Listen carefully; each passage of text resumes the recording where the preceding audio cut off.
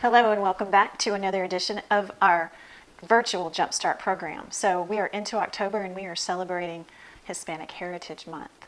So today we are going to be doing a very simple but beautiful art activity inspired by Molas, which are a folk art from Panama.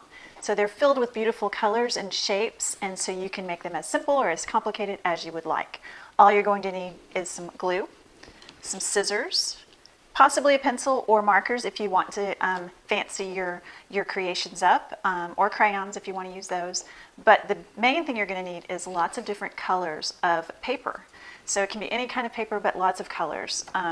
So what I have done here is I've created this one, and I have cut lots of different shapes, and I have just a ton of scraps that I have cut into squares and rectangles and circles, and some of them I've just ripped.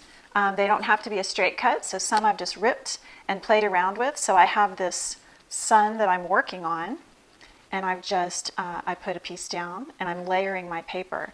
So I wanted the background to be black, but I wanted the black to sit on something bright and colorful, so that's what I did here. And I decided I wanted to make a sunshine for this one.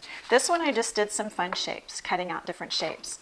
And then I'm just gluing them on top of each other. So here you can see I had some triangles, I glued those down, and then these long rectangle shapes, and then these squares. But then I also drew with a marker on top of that. So you're going to just glue down once you have your shapes, and you can play around, move them around on your paper, almost like a puzzle or a mosaic. You can play around with your patterns once you get all of your different scrap pieces of paper arranged. You could make animals, you could make a sunshine. This is a fun picture of a creation done by a child. You can get very elaborate. This is actually a picture of a mola. So you can get very elaborate and have very fine lines. You could start with a circle, and then you could use markers to create your shape. But just have fun creating with all of your different sizes and colors of shapes. And once you have the pattern down, like once I put all of my circles and triangles and squares down, I kept playing with them and arranging them into this sun shape. Now I'll start to glue them down. And that's what you will do.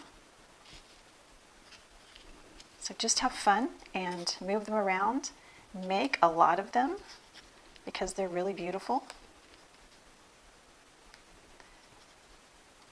And once you're finished, you'll have a beautiful creation. This one is not dry, so I'm still in the process of gluing, but this one's all dry and ready to go.